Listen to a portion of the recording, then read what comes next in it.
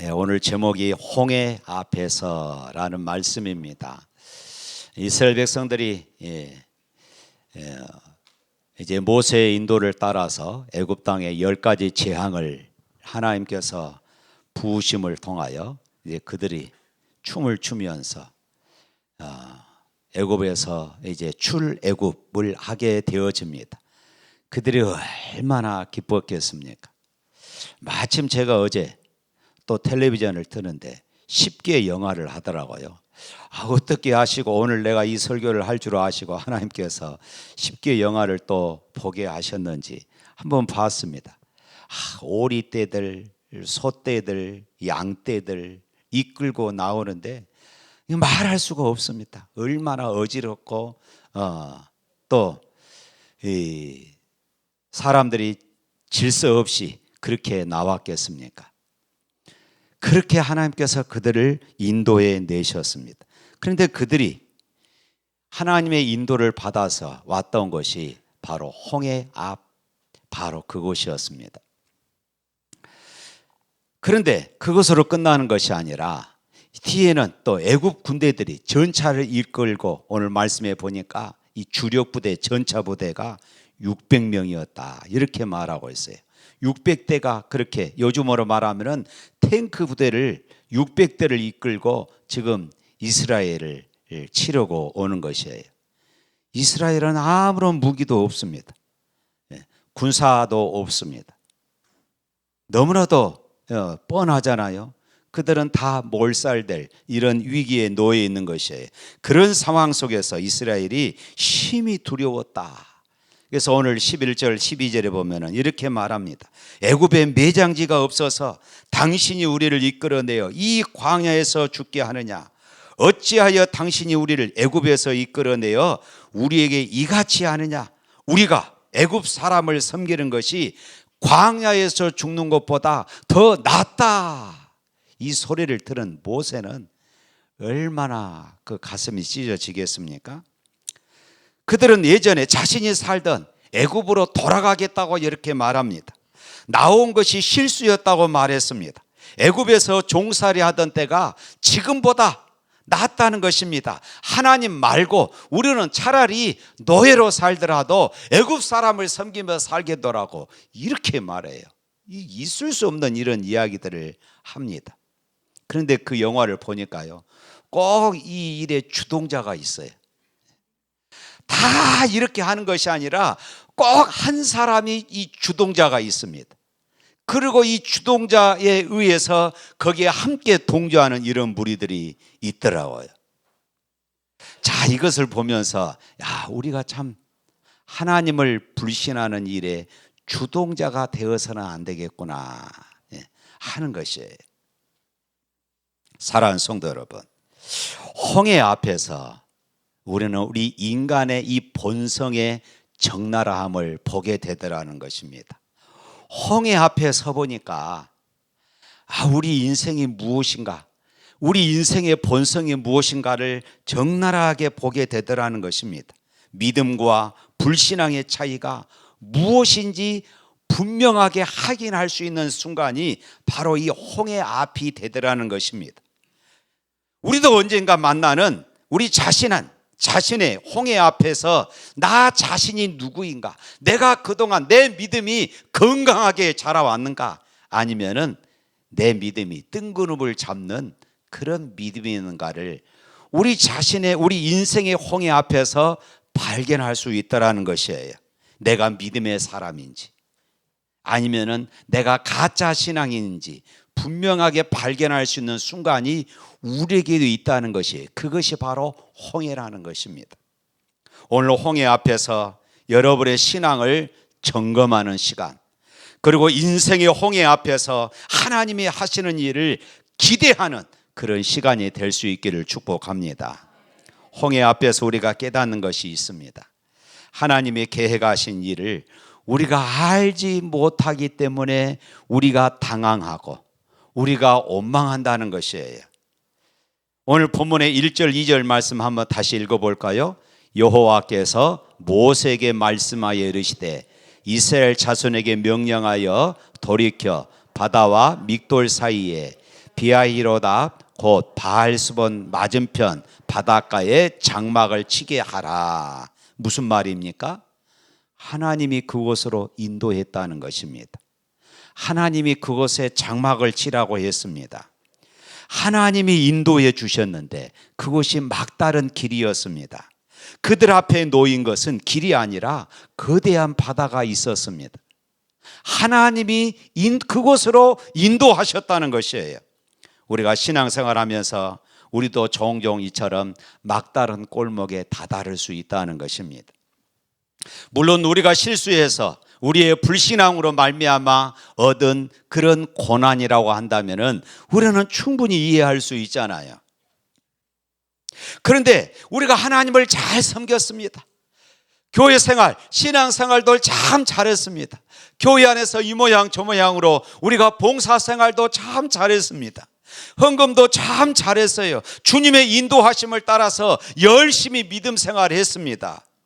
그런데 그렇게 살았음에도 불구하고 어느덧 우리 앞에 홍해가 가로막혀 있는 이런 막다른 길에, 이런 고난의 길에 우리가 던져질 수 있다는 것입니다. 그런데 오늘 본문은 뭐라고 말씀하십니까? 4절에 이렇게 말합니다. 애굽 사람이 나를 여호와인 줄 알게 하리라. 사실 이것이 출애굽기의 핵심입니다. 출애굽 전체의 핵심이 내가 누구냐, 여호와 하나님이 누구냐, 이것을 지금 그들에게 생생하게 가르쳐주는 그런 이야기가 바로 이 출애굽기의 주제였습니다. 이스라엘 백성들이 자신들과 동행하는 분이 여호와 하나님이신 것을 그들이 깨닫고 보도록 하기 이함임을 믿으시기를 바랍니다. 그러니까 하나님의 의도가 있는 자리였어요. 그들의 막다른 길이 하나님이 계획하신 그런 자리였다는 것입니다. 하나님이 설계하신 그런 자리였다는 것이에요. 하나님이 함께 하시는 자리였어요. 비록 막힌 자리였지만은 하나님의 계획을 담고 있는 이런 자리였다는 것입니다. 그러나 이스라엘 백성들의 입장에서 보면 어떻습니까? 그 하나님의 계획이 보이지 않아요. 우리도 그러잖아요. 우리 앞을 가로막고 있는 홍해를 바라보면은 하나님의 계획이 보이던가요? 보이지 않습니다. 보이지 않아요. 더군다나 뒤에는 애굽 군대가, 애굽의 전차 부대가 지금 쫓아옵니다. 눈앞에 보여요. 얼마 안 있으면 금방 죽을 수 있는 이런 상황이었습니다. 한번 상상해 보십시오. 어떻게 이 문제를 해결할 수 있겠습니까? 여러 가지로 생각할 수 있습니다. 잡혀가서 노예로 수치스럽게 다시 사느니 차라리 나는 저 바다에 빠져 죽을란다 하는 사람들도 있었을 것입니다. 아니면은 이왕 죽으느니 우리 멋지게 한번 싸우다 죽자 하는 이런 사람들도 있을 것이에요. 아니면 어떤 사람은 아니야, 우리 차라리 항복해서 다시 애굽으로 돌아가자 하는 이런 사람들도 분명히 있었을 것입니다. 12절 말씀 한번 읽어볼까요? 12절에 있는 말씀, 이스라엘 백성들의 반응이 어떠했는지 시작. 우리가 애굽에서 당신에게 이른 말이 이것이 아니냐, 이것을 우리를 내버려 두라, 우리가 애굽 사람을 섬기리라 하지 아니하였더냐. 애굽 사람을 섬기는 것이 광야에서 죽는 것보다 낫겠노라. 다시 노예로 돌아가겠다는 것입니다. 이것이 이것이 이스라엘 백성들의 모습이었습니다. 사랑하는 성도 여러분, 목숨이 가장 귀하다고 여기는 사람은 목숨 앞에 이렇게 취해지는 것입니다. 성공이 가장 귀하고 돈이 내 인생에 가장 귀하다고 여기는 사람들은 성공 앞에, 물질 앞에 자신의 신앙마저도 타협하고 자신의 신앙마저도 내던져질 수 있을 만큼 그렇게 취해지는 것입니다. 그때는 신앙도 없습니다. 하나님도 없어요. 사랑하는 성도 여러분, 과연 이 홍해 앞에 어느 누가 당당하게 믿음을 지키며 설 수 있겠습니까? 애굽 땅에 내려진 10가지 재앙, 상상할 수 없는 기적으로 바로의 손에서 건져내신 이 하나님의 손길과 계획이 한순간에 홍해 앞에서 다 사라져 버렸습니다. 그들을 뒤쫓아오는 거대한 군대 앞에서 그동안 하나님이 인도하셨던 멋쟁이 하나님, 기적의 하나님, 능력의 하나님은 잊어버렸어요. 생각도 나지 않습니다. 애굽의 군대를 보니까 하나님의 계획도 보이지 않고 하나님의 인도하심도 보이지 않았다는 것입니다. 물론 우리가 우리의 삶의 현실 속에서 일어나는 여러 가지 환난들, 고난들, 이런 일들을 우리가 어떻게 예면할 수 있겠습니까? 중요한 것은 현실을 무시하는 4차원적인 그런 삶을 살라는 것이 아닙니다. 홍해 앞에서 내가 무엇을 바라보느냐, 이것이 중요합니다. 어쩌면 이 바다 앞에서 우리의 자신을 면밀하게 바라볼 수 있는, 나 자신의 신앙의 실체에 대해서 우리가 다시 한번 점검할 수 있는 그런 시간이 될 수도 있을 것입니다. 이런 상황에서 모세가 외칩니다. 우리 13절 14절 말씀 읽어볼까요? 모세가 백성에게 이르되 너희는 두려워하지 말고 가만히 서서 여호와께서 오늘 너희를 위하여 행하시는 구원을 보라. 너희가 오늘 본 애굽 사람을 영원히 다시 보지 아니하리라. 여호와께서 너희를 위하여 싸우시리니 너희는 가만히 있으리라. 아멘. 모세가 이런 상황 속에서 외치는 말은 두려워하지 말고, 그리고 가만히 서서, 이렇게 지금 외치고 있어요. 여러분, 제가 조사를 안 했지만은 어떤 성경학자들이 성경을 연구하면서 조사했다고 그럽니다. 두려워하지 말라, 이 말이 365번, 우리가 1년 365일이잖아요. 365번 두려워하지 말라, 이 말이 있다고 그럽니다. 우연일까요? 아닙니다. 매 순간마다 두려워하지 말라, 우리에게 이렇게 지금 말씀하고 있는 것입니다. 다시 말하면은 그 순간이 살아계신 하나님을 바라볼 수 있는 순간이라는 것입니다. 매 순간 1년 365일 두려워하지 말고 살아계신 하나님을 바라보라는 것이에요. 제가 설교 시간에 종종 인용하는 우리 찬송가 작사자가 있죠. 환희 크로스비 이 여사입니다. 이분은 태어난 지 6개월 만에 실명했습니다. 앞을 볼 수가 없어요.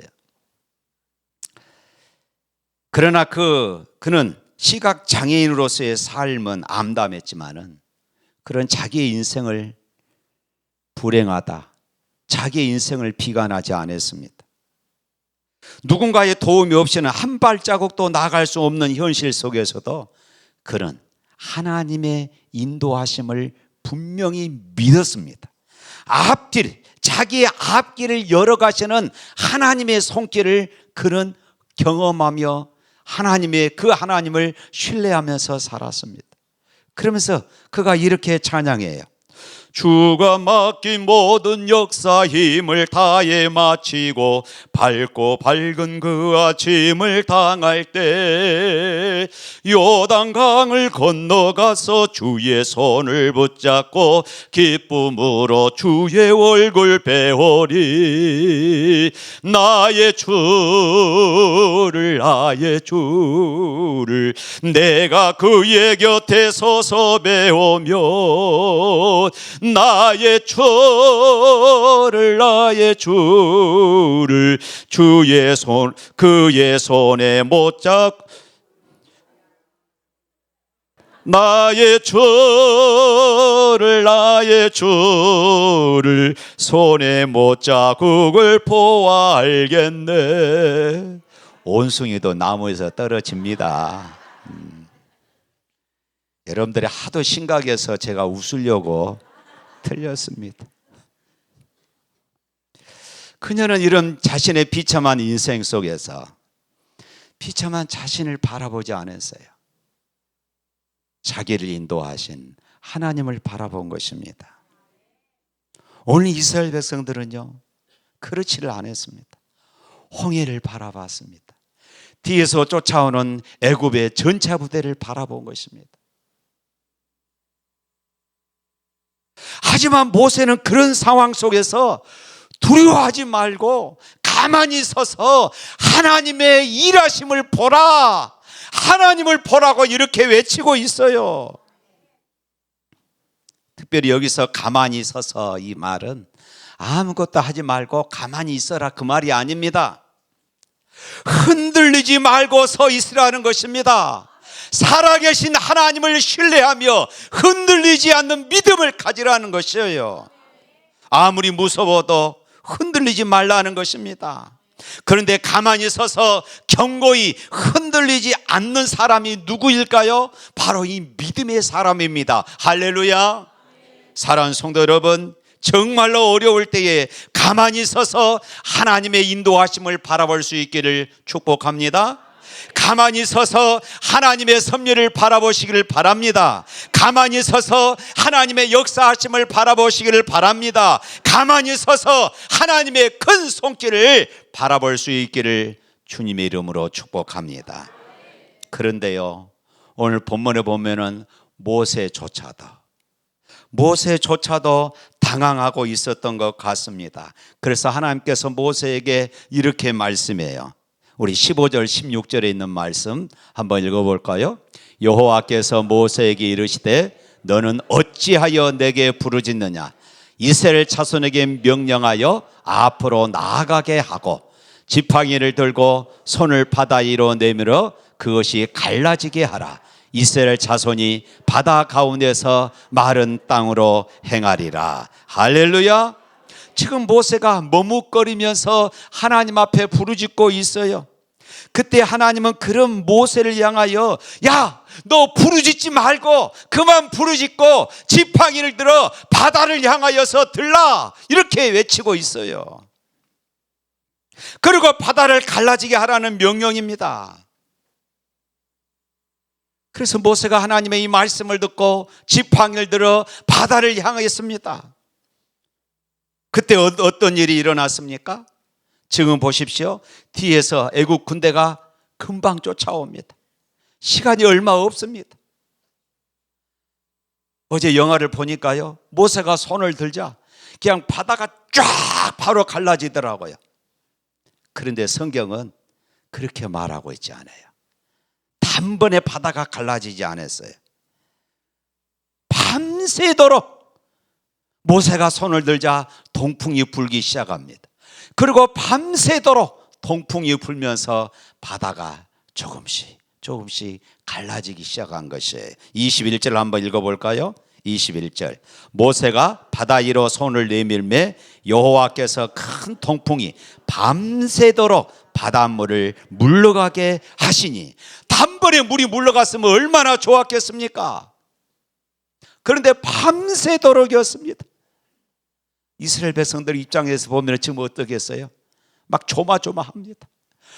하나님 그냥 한 번의 기적을 베푸시지 왜 이렇게 뜸을 들이실까?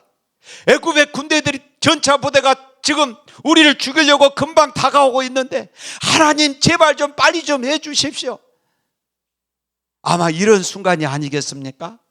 그런데 오늘 성경을 보니까 밤새도록 동풍이 불었다는 것입니다. 여러분, 밀물과 썰물이 들어올 때 어떻습니까?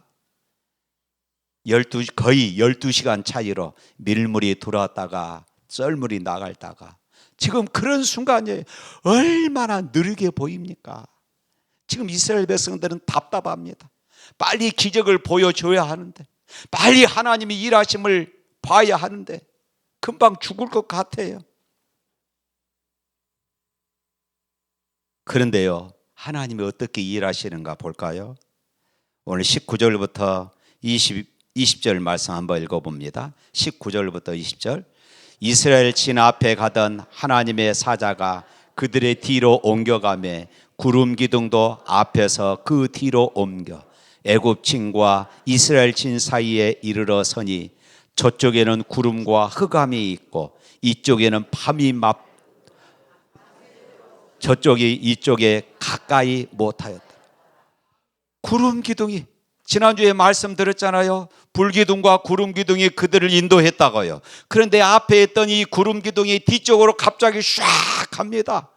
그리고 애국 군대와 이스라엘 백성들 그 사이에 구름 기둥이 쫙 머물러 버려요. 그리고 애국 군대 쪽에는 밤이, 오늘 말씀해 보니까 흑암이라고 했습니다.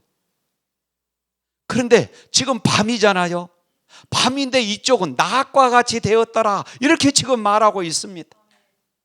하나님께서 애국 군대가 더 이상 이스라엘 백성들을 넘보지 못하도록 막아버리신 것입니다. 흑암이 되도록 한 것이에요. 바다를 천천히 열어가신 하나님은 이스라엘로 하여금 예비하신 길을 보게 하셨고 쫓아오는 적들을 친히 막아주셨습니다. 그리고 밤새도록 동풍이 불더니 홍해 바다가 갈라지고 마른 땅이 되었다고 말합니다. 어떻게 생각해 보십시오. 수십 년, 수백 년, 수천 년, 아니면 땅이 생기는 그 순간부터 그곳은 바다였을 것인데 그것이 마른 땅이 되어버렸다고 말씀하고 있는 것이에요. 이스라엘 백성들은 춤을 추고 난리였겠지요. 한우송이 터졌을 것입니다. 누구도 상상하지 못한 방법으로 하나님의 역사가 일어나는 것입니다. 하나님이 약속하셨고 그 약속이 이루어지는 순간인 것입니다. 할렐루야. 결국 이스라엘 백성들이 홍해를 건넜습니다. 그러고 났더니 오늘 31절에 이렇게 말합니다. 31절에 있는 말씀 한번 읽어봅니다. 이스라엘이 여호와께서 애굽 사람들에게 행하신 그 큰 능력을 보았으므로 백성이 여호와를 경외하며 여호와와 그의 종 모세를 믿었더라. 여러분, 당연하지 않습니까? 믿었더라. 얼마나 신기했겠습니까? 그러자 이스라엘 백성들은 하나님을 믿고 하나님의 종 모세를 믿었다고 이렇게 말합니다. 그런데 여러분, 이 능력을 보고 믿었던 백성은 앞으로 광야에서 일어나는 수많은 사건 가운데 환란이 일어날 때마다 그들은 불평했습니다. 또다시 모세를 죽이려고 했어요. 또다시 하나님을 원망하는 이런 모습들을 우리가 보았잖아요. 무엇을 말하고 있습니까? 위대한 기적이 일어나도 하나님을 보지 못하고 하나님의 행하신 기적만을 바라보는 사람들은 절대로 신앙이 변하지 않는다는 것이에요. 우리가 종종 전도하다 보면은 하나님 보여달라, 그럼 내가 하나님 믿겠다고 말하지요. 그 사람들 절대로 믿지 않습니다. 하나님을 바라보지 못하고 하나님이 행하신 그 기적만 바라보는 사람들은 평생을 신앙생활해도 삶이 변하지를 않아요. 이건 가짜 신앙입니다. 가짜 신앙이에요. 출애굽기 16장에 보면요, 이런 내용이 나옵니다. 이제 그들이 광야를 들어간 지 얼마 되지 않을 때입니다. 그때 이렇게 말합니다. 우리가 애굽 땅에서 고기 가마 곁에 앉아있던 때와 떡을 배불리 먹었던 때에 여호와의 손에 죽었더라면 좋았을 것을. 너희가 이 광야로 우리를 인도해내어 이 온 회중이 주려 죽게 하는도다. 세상에 어떻게 이렇게 말할 수 있습니까? 그런데 여러분, 어쩌면 이것이 우리의 모습이 아닐까요? 우리들도 보면은 은혜 받고, 때로는 내가 병고침을 받고, 때로는 내 인생의 문제가 해결되었을 때는 우리가 너무나도 좋았습니다. 우리가 말도 그때는 천사처럼 말합니다. 너무나도 행복했습니다. 어떤 일이 있어도 흔들리지 않겠다고 말합니다. 그런데 무슨 일이 생기면은 벌써 삐죽거립니다. 그래서 그러면서 목사를 원망하고, 교회를 나오니 안 나오니, 하나님이 있니 없니, 이런 소리들을 우리가 얼마나 많이 합니까? 홍해를 가르시는 하나님의 능력을 경험했지만은 그들은 또 다른 문제 앞에서 믿음을 잃어버린 것입니다. 사랑하는 성도 여러분, 여러분은 지금 어떤 상황에 처해 있습니까? 문제만 바라보고 불평과 원망을 품고 말하십니까? 아니면 어떤 상황 속에서도 꿋꿋하게 하나님을 신뢰하며 오늘 이 자리에 나오셨습니까? 너희는 가만히 서서 하나님이 행하시는 구원을 보라. 이것은 모세만 외친 것이 아니었습니다. 사무엘 선지자도 사무엘상 12장 16절 말씀에 이렇게 외쳤어요. 읽어봅니다. 너희는 이제 가만히 서서 여호와께서 너희 목전에서 행하시는 이 큰 일을 보라. 사무엘도 백성들에게 그렇게 권면했습니다. 이 환경만 바라보지 말고 하나님이 일하심을 보라는 것입니다. 다윗도 역시 마찬가지였습니다. 시편 43편 5절 말씀에 다윗은 이렇게 말합니다. 내 영혼아 네가 어찌하여 낙심하며 어찌하여 내 속에서 불안해하는가. 너는 하나님께 소망을 두라. 그가 나타나 도우심으로 말미암아 내 하나님을 여전히 찬송하리로다. 너는 하나님을 바라보라. 이렇게 말하고 있어요. 사랑하는 성도 여러분, 여러분들이 감당할 수 없는 일을 만나면 여러분들이 입에서 불평이 나오고 원망이 나오고 그럴 상황이 있을 때에 이때 하나님이 내가 하나님을 바라보기를 원하시는구나. 꿋꿋하게 하나님을 바라보기를 원하시구나. 믿으시기를 축복합니다. 사랑하는 성도 여러분, 홍해 앞에서 우리가 하나님을 믿을 수 있는 것은 기적을 보았기 때문이 아니라 하나님을 바라볼 때입니다. 흔들리지 않는 믿음을 가지고 가만히 서 있으면 하나님을 바라보면 내 삶 가운데 일하시는 그 하나님을 반드시 보게 될 것을 믿습니다. 사랑하는 성도 여러분, 신앙이 무엇일까요? 신앙이란 절망할 수밖에 없는 상황 속에서도 살아계신 하나님을 바라보며 절망하지 않는 태도입니다. 모든 것이 끝난 것 같은 상황 속에서도 전능하신 하나님을 바라보며 기뻐하고 희망을 누리는 것이에요. 이것이 진정한 신앙이고 믿음입니다. 그러므로 사랑하는 성도 여러분, 홍해 앞에서 절망하지 마십시오. 하나님께서 길을 열어주실 것을 믿으시기를 바랍니다. 어떠한 장애 앞에서도 어떠한 바다 앞에서도 결코 절망하지 마십시오. 결코 포기하지 마십시오. 하나님을 바라보십시오. 하나님께서 우리를 위하여 마른 땅으로 마른 길로 바다 속에 그 환난 속에 그 고난 속에 예비하여 주실 것을 믿으시기를 축복합니다. 찬양하겠습니다.